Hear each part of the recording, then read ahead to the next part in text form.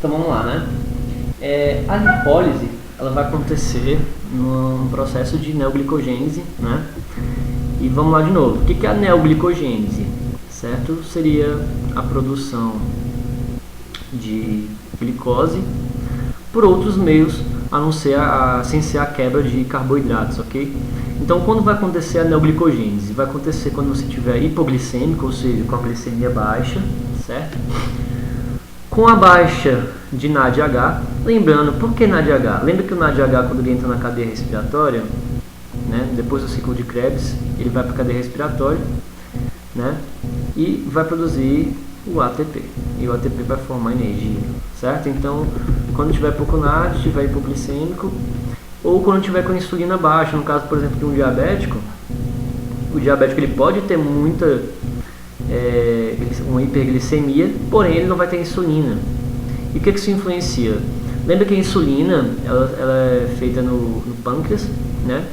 E essa insulina, esse hormônio insulina, ele vai tirar a glicose do sangue e vai transportar para os tecidos.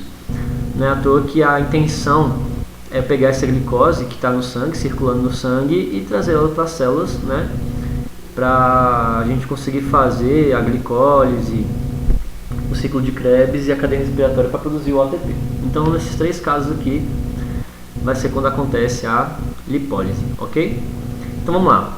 O adipócito é uma célula, certo, do tecido adiposo, que vai armazenar esses lipídios em forma de triglicerídeo, certo? Então, vale a pena lembrar que o triglicerídeo, que está dentro do adipócito, quando ele está no estado de jejum, ele vai começar a ser quebrado, e aí que inicia o processo de lipólise. Tranquilo? Então vamos lá. Esse triglicerídeo ele vai ser quebrado em ácido graxo, né, e glicerol. Vai lembrar que o ácido graxo ele vai ser um ácido carboxílico com a cadeia grande de carbonos, certo? E o glicerol ele é um álcool, tranquilo, com 3 perninhas assim, tranquilo? Então vai lembrar que um triglicerídeo, tri de 3, ele vai ser formado por um glicerol e 3 ácidos graxos. Esses ácidos graxos vão estar aqui, ó, na forma de triglicerídeo, fica assim, ó. Tem 3 perninhas e aqui vai ter as caudas do ácido graxo, que esse que é o triglicerídeo. Então ele vai ser quebrado em ácido graxo, 3 deles, né, e glicerol. O glicerol é bem fácil. O glicerol ele vai ser fosforilado, ou seja, eu vou investir um ATP aqui, que vai virar um ADP. Ou seja, tirei um fósforo do trifosfato, adenosina trifosfato, e dei para o glicerol. Então vou fosforilar o glicerol, e quando eu faço isso eu já vou produzir aqui, vai ter algumas etapas, mas é bom você saber só o seguinte: o glicerol fosforila e forma acetil, né? Esse acetil se liga com o CoA e ele já vai direto para o ciclo de Krebs. E do ciclo de Krebs vou produzir NAD, né? H. Então vai aumentar a taxa de NADH, tranquilo? Agora é o seguinte, o ácido graxo é um pouco mais complexo, né? Esse ácido graxo ele vai ser transportado, né? Porque ele tem uma cauda muito apolar, ou seja, ele não consegue circular direitinho no sangue, porque ele é apolar, certo? Essa cauda aqui é apolar. Então por isso ele precisa de um transportador. Quem transporta ele vai ser o AGL-albumina, certo? Então esse AGL-albumina vai se associar ao ácido graxo, tranquilo? E vai transportar ele pelo sangue até achar uma célula. Então esse albumina vai vir aqui, trazer esse ácido graxo para dentro de uma célula, certo? E o que vai acontecer? Eu vou estar formando, né, aqui um grupo acil-CoA. Então o ácido graxo vai ser transformado em acil-CoA, né? Quem vai fazer isso? A acil-CoA sintetase, então uma enzima que vai sintetizar a acil-CoA, tranquilo? Então a acil-CoA sintetase vai transformar o ácido graxo em acil-CoA, beleza? Isso no citoplasma, certo? Citoplasma, beleza. Esse acil-CoA ele vai tentar entrar na mitocôndria, porém ele não consegue. Então o que ele vai fazer? Existe uma proteína chamada carnitina. Essa carnitina vai se associar ao acil-CoA, certo? Formando o acil-CoA carnitina. E essa carnitina vai trazer aqui para dentro esse acil-CoA, certo? Depois disso a carnitina se dissocia, então vocês conseguem ver aqui no desenho, ó, a carnitina ligou com a acil-CoA fora aqui, né, da mitocôndria, transportou a acil-CoA para dentro da mitocôndria, aí eles vão se separar, e depois esse carnitina fica indo e voltando para dentro da mitocôndria buscando mais acil-CoA, certo? Esse acil-CoA dentro da mitocôndria, ele vai fazer um processo chamado beta-oxidação ou ciclo de Linné, certo? Ou ciclo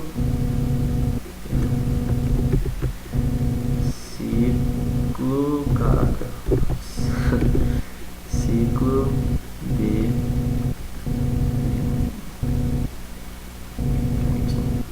ciclo de Linné, certo? Ou o ciclo da beta-oxidação. Essa beta-oxidação, lembra o seguinte, a acil-CoA entrou na beta-oxidação, ele vai liberar 2 carbonos. Então vamos fingir que essa molécula de acil-CoA tem 18 carbonos. Entrou aqui pela carnitina, passou pela mitocôndria, a carnitina dissociou, esse acil-CoA vai entrar na beta-oxidação. Então se eu tinha 18, fiz um ciclo, liberei 2, então vou ficar com 16. Vou fazer outro ciclo, vou ficar com 14. Vou fazer outro ciclo, vou ficar com 12. Vou fazer outro ciclo, fazer 10. E ficar fazendo vários ciclos até chegar no final e ter várias moléculas de 2 carbonos. Ok? O cálculo do ciclo de Linné é o seguinte.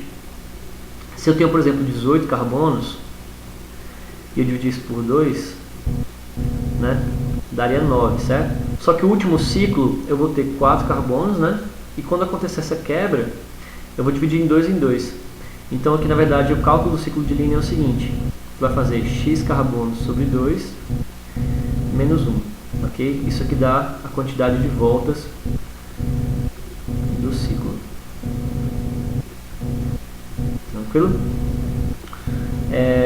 O que mais precisa saber? Quando eu faço esse ciclo, certo? Vou apagar.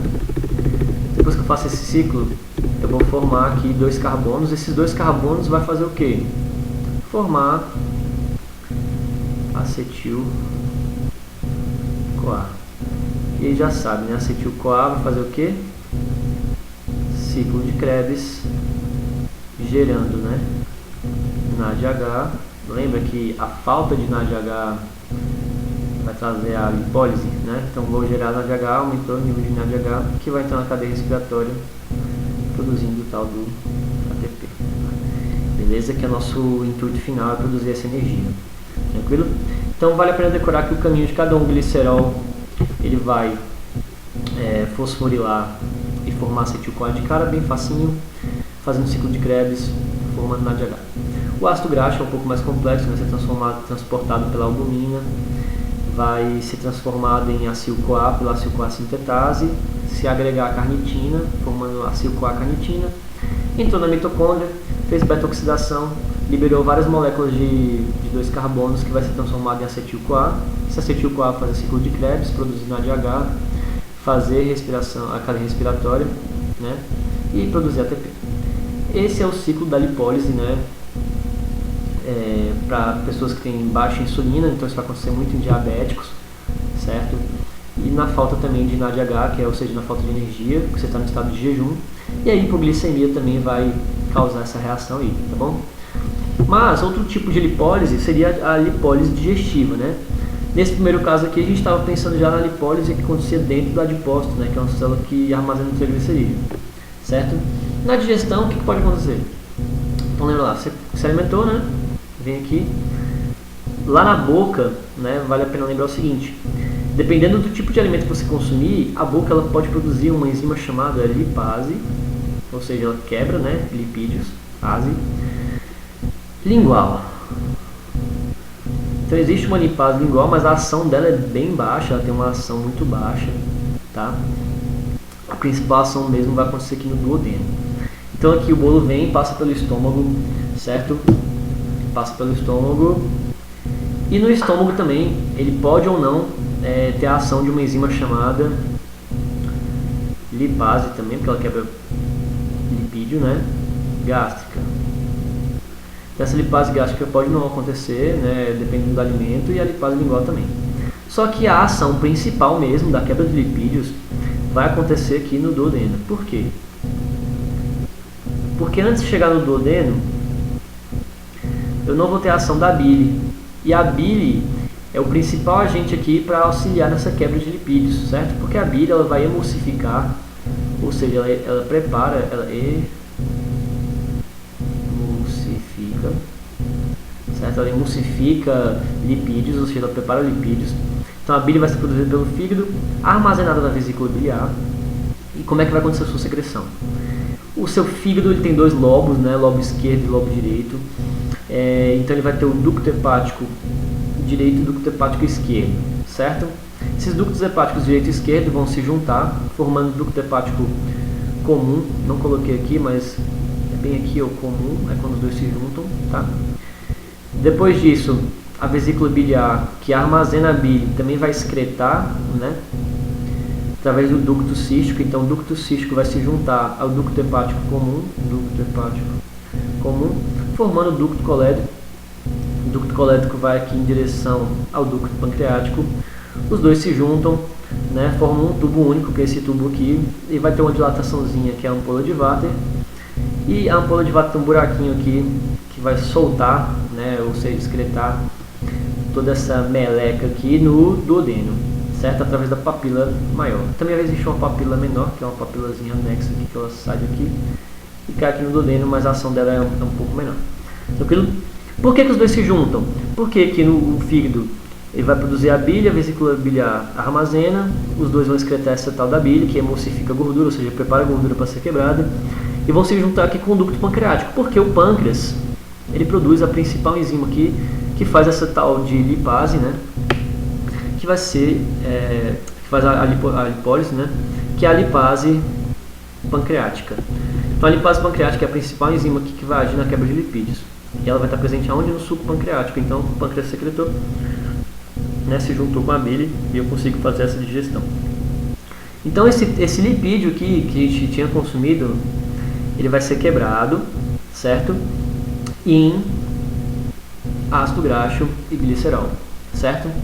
E esse ácido graxo e glicerol, eles vão ser transportados, né, no nosso organismo, né? Depois, lembra, quebrei ele em ácido graxo e glicerol, né? Então tá quebrado, né? Quebrei. Ele vai sair aqui do duodeno, vai passar pelo jejuno, vai passar pelo ilho e ele vai começar a ser absorvido. Então esses ácidos graxo e glicerol vão ser absorvidos, certo? E vão ser transportados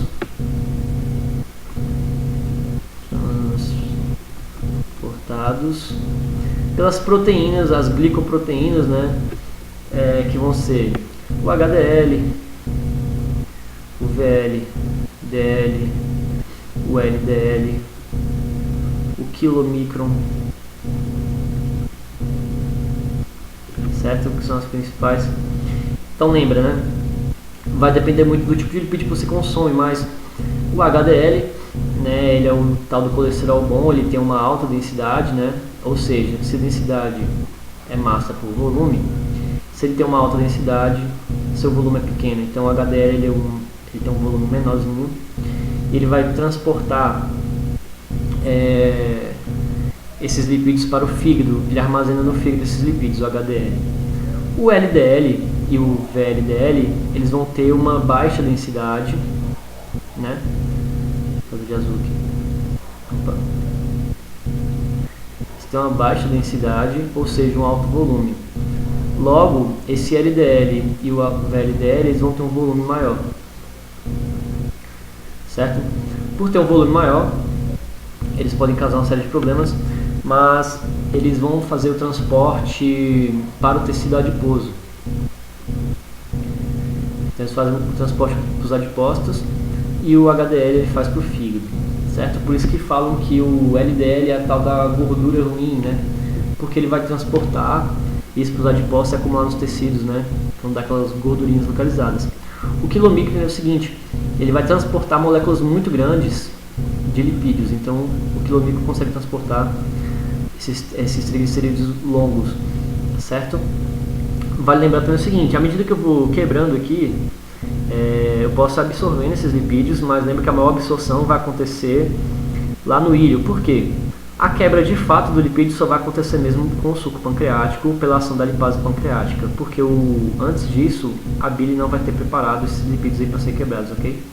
Então a maior absorção vai acontecer depois aqui do duodeno, ou seja, no jejum e no ilho, né? Mais especificamente no ilho mesmo, tranquilo?